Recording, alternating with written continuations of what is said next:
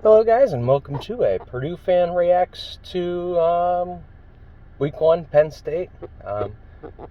Big game for program.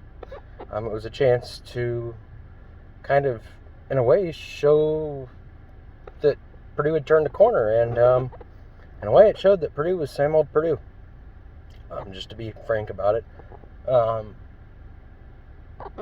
The game, the build up to it obviously was pretty, it was a pretty hyped game. Going into it, there was a lot of hope that, this can fight, with Purdue's schedule being what it was, or what it is, and all that.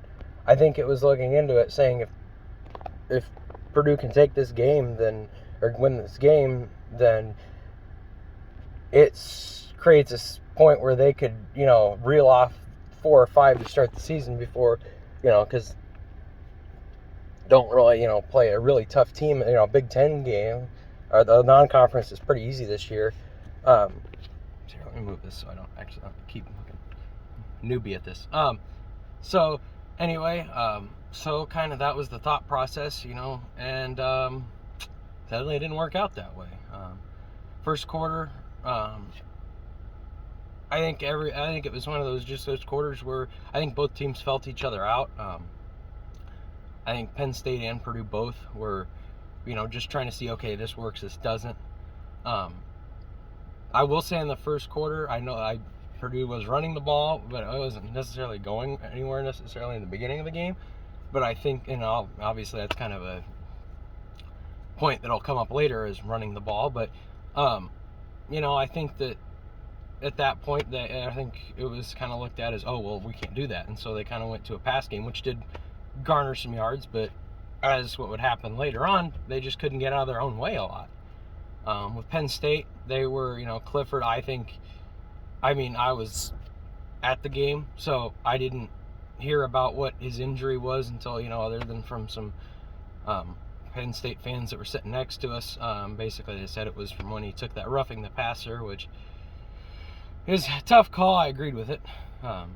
Really, I didn't have too much of a whatever. Overall with officiating, I didn't have a problem with it. I know there was some plays on both sides where I thought they were being really lenient on what they were allowing corners to do with receivers.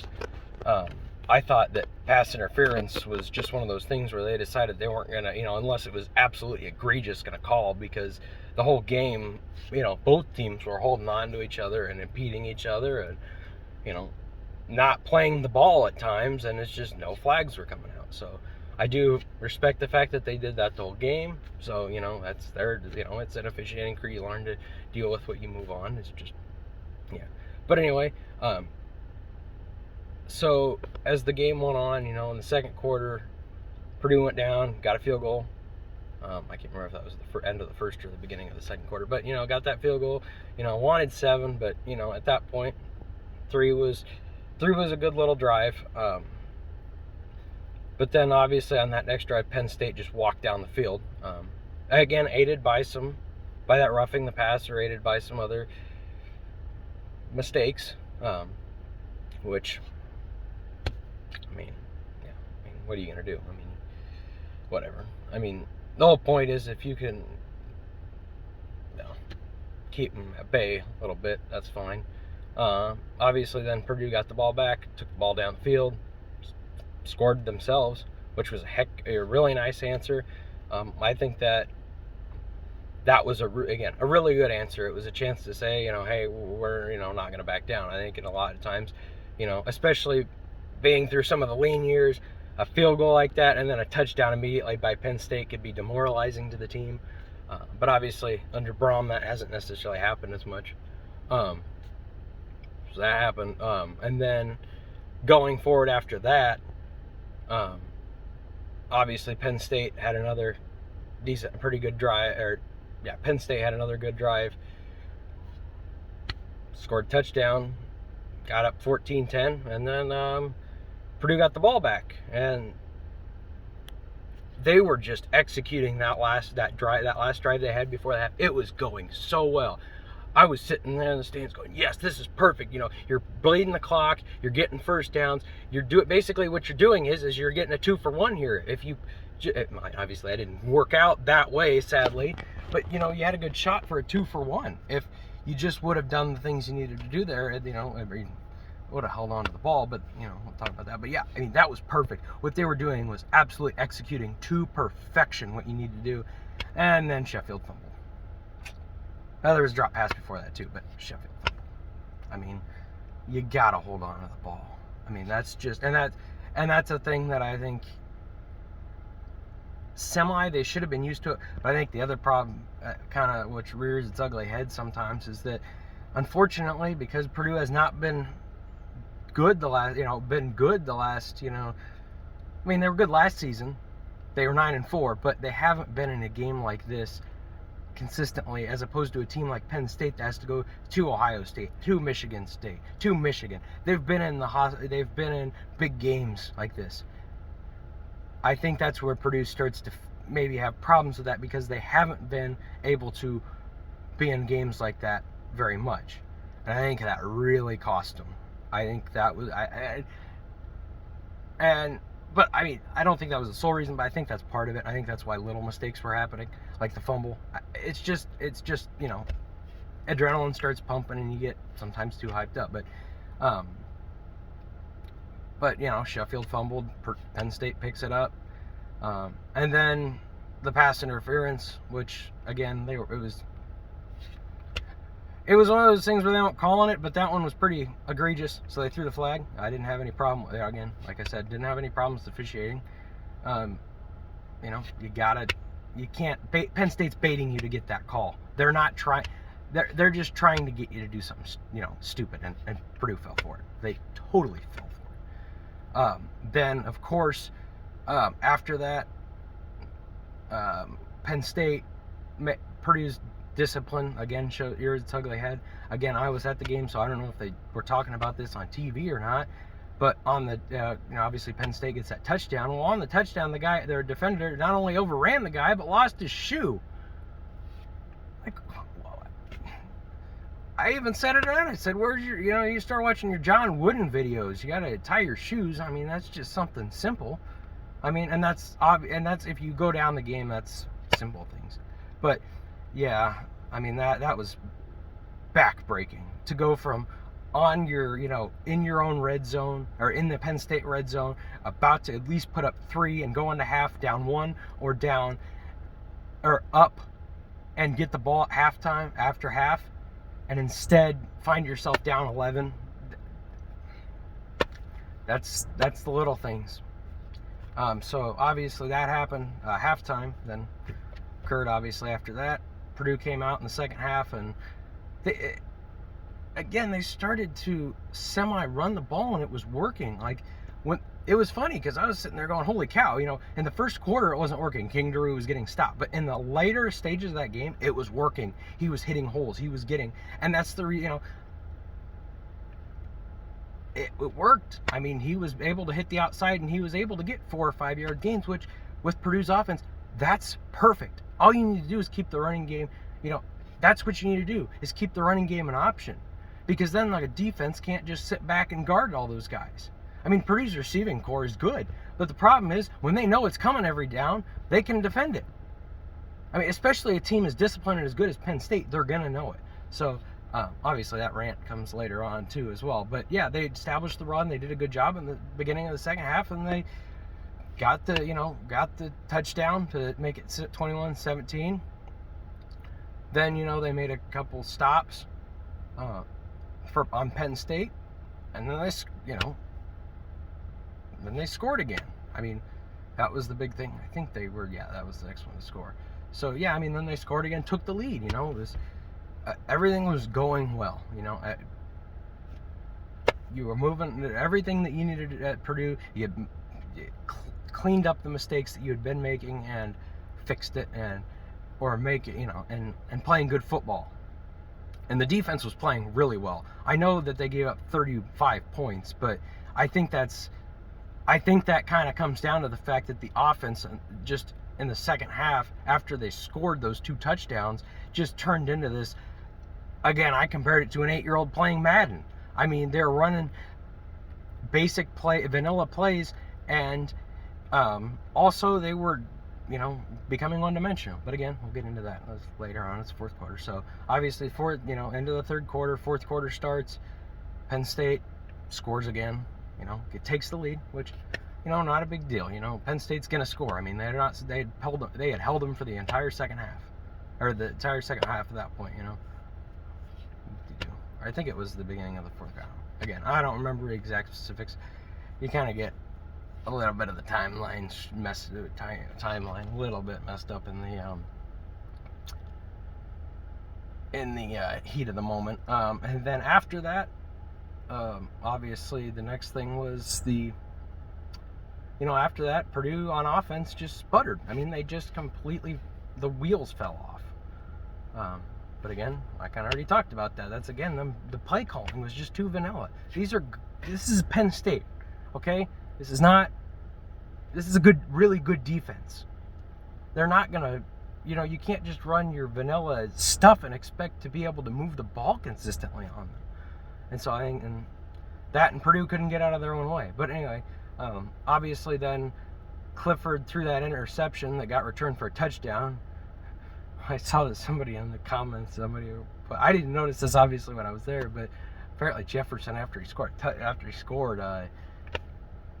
vomited, which I saw somebody, I don't remember if it was somebody or an actual page dubbed it the Puke 6, which is kind of funny, but that just shows you how much that defense was giving. I mean, they were giving everything they had.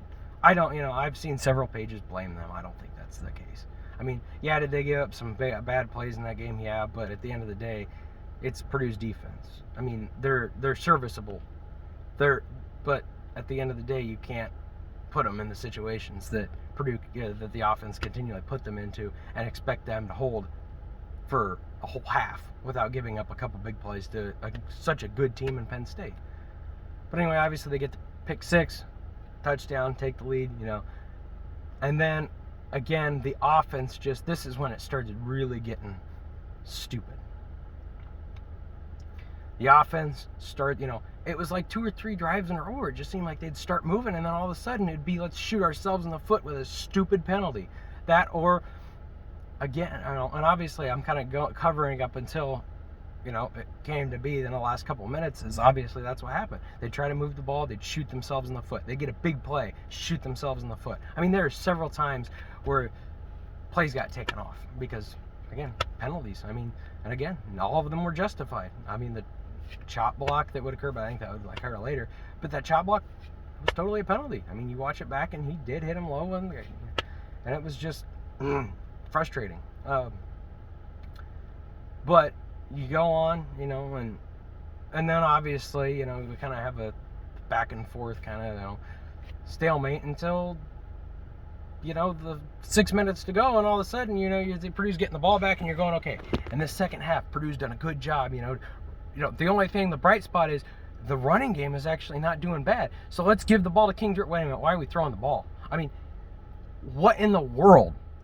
Again, 8-year-old playing Madden, not realizing strategy. Run the clock out or shorten the game. Get your defense, because even if you send your defense back out there, you're giving them 1 or 2 less possessions. They scored on the last time they had the ball. If you take 1 or 2 possessions away from them, and then you start to keep and you keep the defense more fresh because they're getting more time to rest, and they're not on the field as much. I don't understand the idea of, first down with 5 minutes to go. Penn State has all 3 timeouts. Let's run the ball. That sounds like a great idea. Or let's pass the ball. Great idea.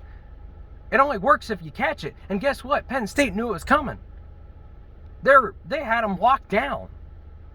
I don't know how you just continually throw the ball in that situation.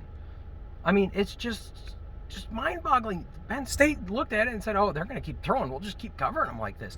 And they basically left the run game open. And even Purdue, they even handed it off one time. They got 4 yards, and it's like, nope, let's not do that again. It doesn't take a math genius to figure out if you get 3 or 4 yards every play, you're going to get a first down and just keep milking the clock. It's just mind-boggling why you would not keep running the ball. And again, even if you get stuffed, that's 40 seconds off the clock, or they have to burn a timeout. It's just terrible clock management. this is the things that Purdue is going to have to fix if they're going to want to, because I mean they still have everything ahead of them. But anyway, yeah, then obviously they give the ball back to Penn State too many times. Eventually Penn State gets a drive going. I mean, Clifford found his rhythm. He was getting on the field. You know, he was able to get a rhythm finally, and make some plays down the stretch, and he did. And on the last, you know, and the defense, I think, just got tired. So that's just how that cookie crumbles. I mean, yeah. So at the end of the day, I mean, that's the improvement that needs to be made is not only just being there is a good experience. I mean, as in like playing a game of this magnitude is good experience, because this is just, I would really think that based on the recruiting and some of the guys that Purdue has, this will not be the last time they're in a big game. I mean, they lost last night and they made dumb mistakes, but I highly doubt this will be the last big game these guys are in, whether it be this year or next year. I think the quarterback they have is they have a quarterback on the 4-star quarterback on the roster that I think this year will probably redshirt or something like that, or whatever, and then end up, playing after this. But he's pretty good. But the whole point is these guys will play bigger games like this moving forward, I believe. I think this Purdue team has a shot to be a pretty good team, and I'm not, obviously I'm not saying, they're gonna whatever. I think they have a chance to compete for the Big Ten West, and whatever. I think they have the tools to do that. Now, of course, they're not like national title contenders, but competing in the Big Ten West, that's the goal. But obviously, got to show up. I mean, like Wisconsin, I mean, that's just how it's going to be. I think some of it's nerves, some of it's just, again, I don't understand coaching. You gotta be smarter than that. Jeff Brom is an amazing coach. I will, that first game, I always tell people, that first game I went to against Louisville, when he played Louisville, I came out of that game, I'm like, holy cow, we got a coach finally. Because I watched how Purdue played that game, and there was several times where I thought, oh, here we go, we're going to blow up again, and instead Purdue would fight back. I mean, I like Brom. I think he's a good coach. I think at times he just makes, sometimes, I mean, like any coach, he just made a couple of mistakes and got to learn from it. Again, bigger games will continue to happen like this and learn from it. It's just frustrating that you had a win in your hands and you threw it away. But at the end of the day, we have 3 very winnable games coming up. Next week's Indiana State, shouldn't have much of a problem with that. Then you got Syracuse on the road. Then you got Florida Atlantic. Should be able to at least get 3 wins there. End up 3-1 and hopefully rebound. So yeah, I mean, it's heartbreaking. Should have had a win tonight, or yesterday night, I guess I should say. Or should have had a win, but it's Purdue football. Sometimes, at least through my young life, I've been experienced this several times. But at the end of the day, I think it does show the right direction. They're on the right direction. I think it's just got to iron out some bugs and learn how to finish games. So, yeah. But anyway, guys, thank you so much for watching. If you've stuck through this entire video of me ranting about whatever, I will be doing these hopefully every one for the season. I might do them for the Colts too. I'm able to catch the games. But yeah, I mean, it's heartbreaking. But anyway, guys, thank you so much for watching. And again, I will see you next week for the reaction to the Indiana State game. Again, I might make other videos about sports and stuff too. So look out for those too if you enjoyed my enjoyed this. And I'm gonna try to work on making it more professional than filming in my car and whatever. I'm just doing this as kind of a thing to vent, and I think it's a fun thing to do for me, and if people enjoy it, then I'd really appreciate that too. But whatever. But anyway, guys, thank you so much for watching. And I think better times are on the horizon for Purdue football. I think it's just going to take time. All right, bye guys.